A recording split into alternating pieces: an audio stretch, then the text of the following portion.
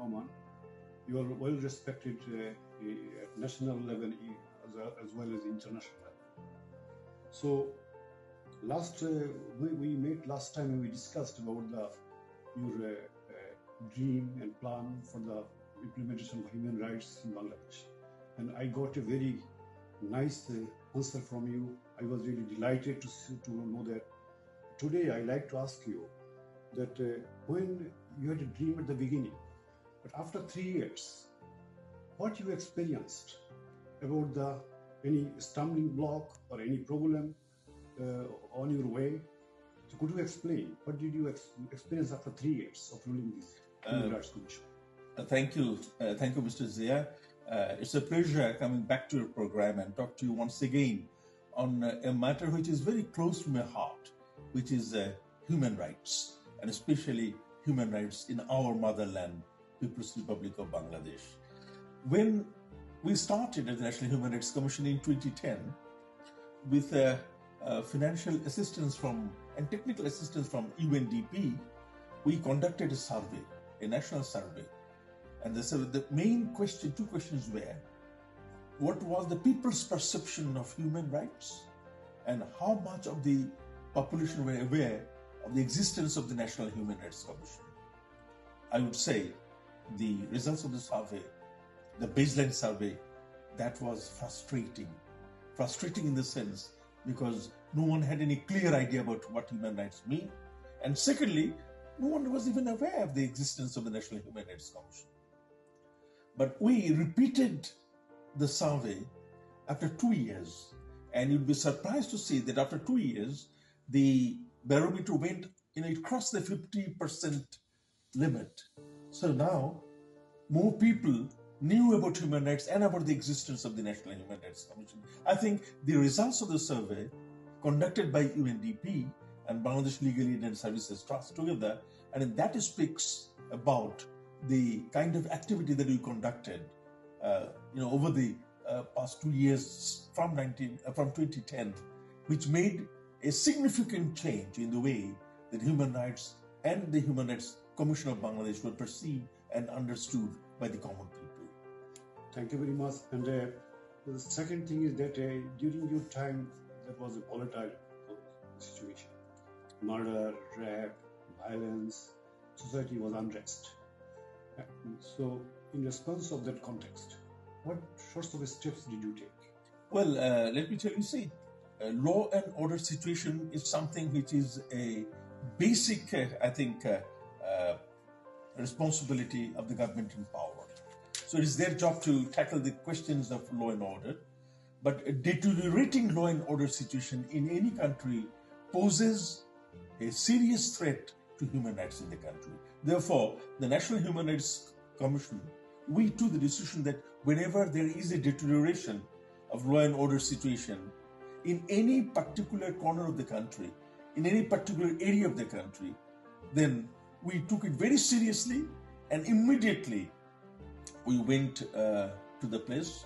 We tried to talk to the people and the stakeholders, make suggestions, talk to the government officials, the executive authorities, and we wanted to see that all our recommendations and suggestions are really taken very seriously and implemented so that the law and order situation would not deteriorate further, posing a real threat to human rights in the country. Thank you very much, Professor. And then I like to particularize one thing, the Limon case. Through Limon case, what did you deliver to the nation regarding human rights? See, I think the Limon case was a litmus test for the National Human Rights Commission of Bangladesh. That was the test when I think the whole country was watching. And I can even go farther and say it's not the country, but the whole world was watching that how National Human Rights Commission performs vis-a-vis this particular incident that when this college-going boy Limon was shot point blank by one of RAB officials, and his leg had to be amputated because of delay in bringing him to Dhaka to the hospital for medical treatment. We took it very, very seriously. And it was a challenge for the National Human Rights Commission. And probably we were able to stand up to the challenge. Ultimately, although it took some time, but the government had to withdraw the fabricated, concocted charges against this college boy. So that was the victory for the National Human Rights Commission and for the, I would say, for human rights activists and defenders in the country. But we could not get any compensation from the state. Your campaign was successful. Well, campaign was successful. I would not say it was 10% successful, because had he been given adequate compensation, probably then would have been, then we could say that we're really adequately satisfied and we're very happy. But it was nonetheless, we're very happy to see that the boy was free. And as we're speaking today, I can share this news with you that this boy Limon, he became a law graduate initially, then he did his master's in law, and now he's teaching law in a private university in Bangladesh. So this is what happens. You see that a college-going boy was almost dubbed as a criminal by the law enforcement agencies, but that was wrongly done. It would have been total injustice inflicted on an innocent citizen of the country. But the National Human Rights Commission fought bravely and I think relentlessly till we won the battle.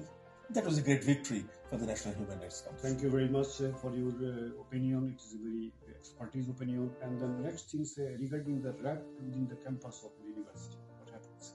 The Rapid Action Battalion forces, when we took certain cases, you must understand one thing, Mr. Zia, that in those days, many actions of RAB, although as students of law, we understand that those were unlawful, they always sort of abused their authority. They, I would say, even acted ultra-virus. But nonetheless, their actions were very popular with the general masses, with the general population, because general population thought that they are being, quite effectively protected by the Rapid Action Battalion.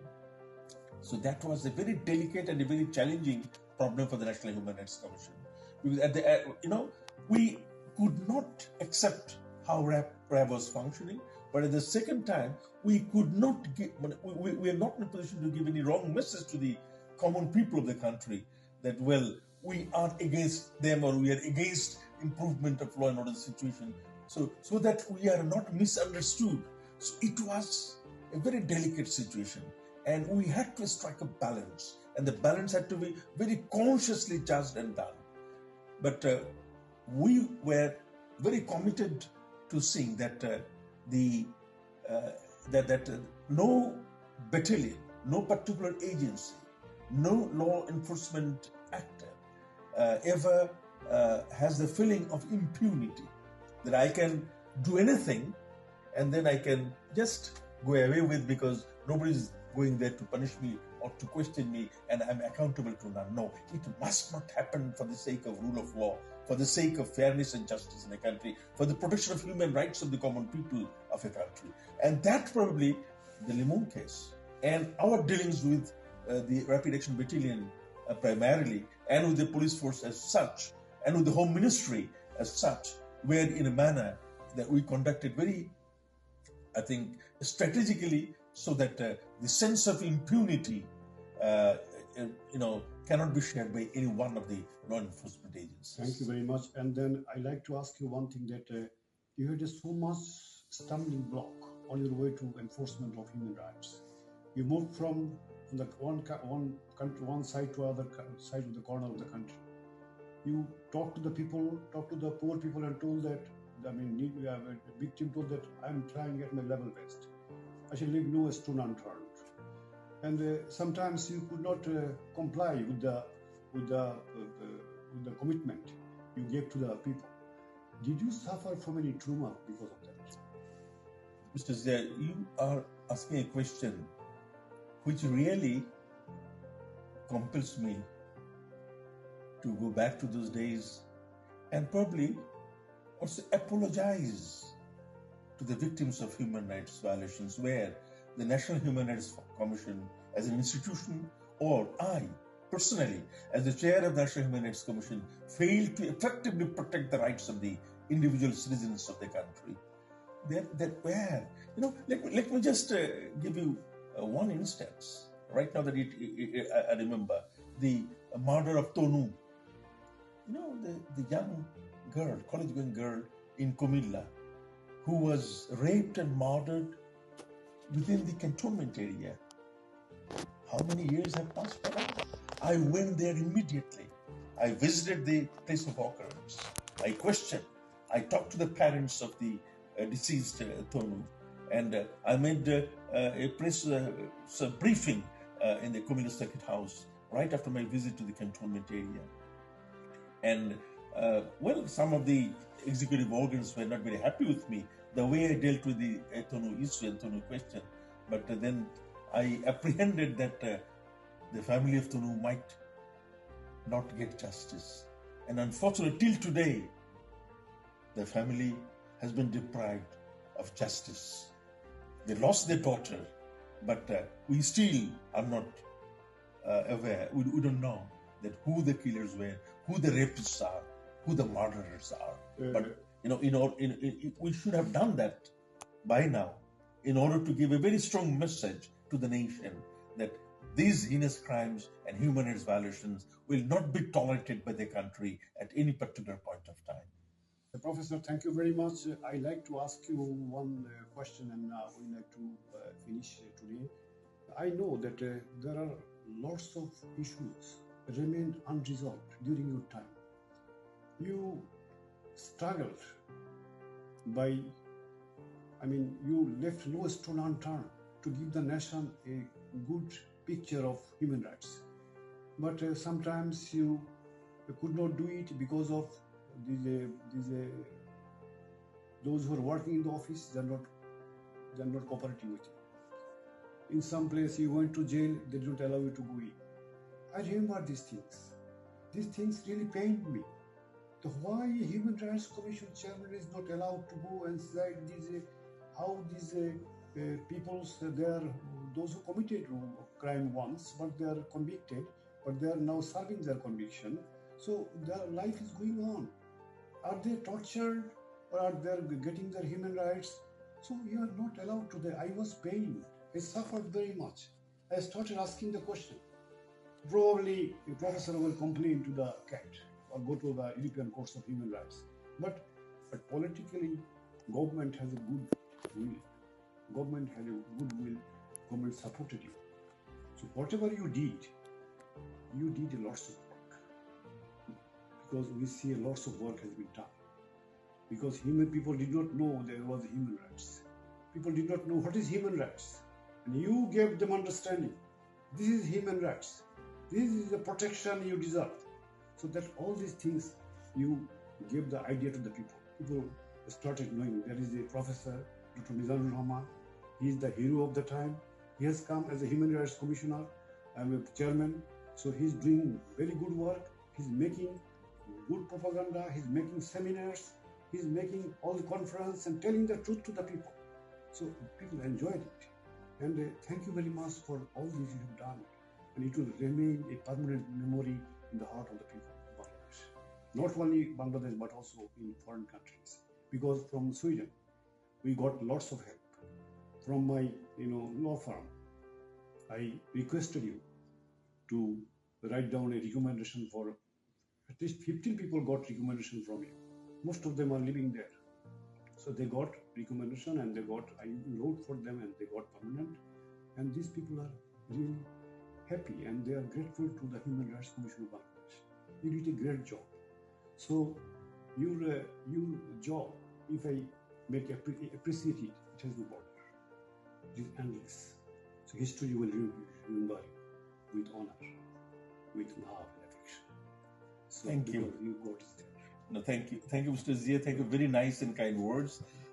With all humility, I can say that yes, I tried my best. I promised to the nation, I promised to the people that with the limited resources that I was given, we didn't have human resources. We didn't have the technical support. Even we didn't have the vehicle to move around. But I told that I will go till that end where my two legs will carry me. And I will speak to the loudest of my voice, and so that I can reach the farthest corner that my voice will reach. And that I always try to do and fulfill my pledge, the promise that I made to the people and to the nation. I consciously never betrayed my people. Thank you very much, Professor. Thank you.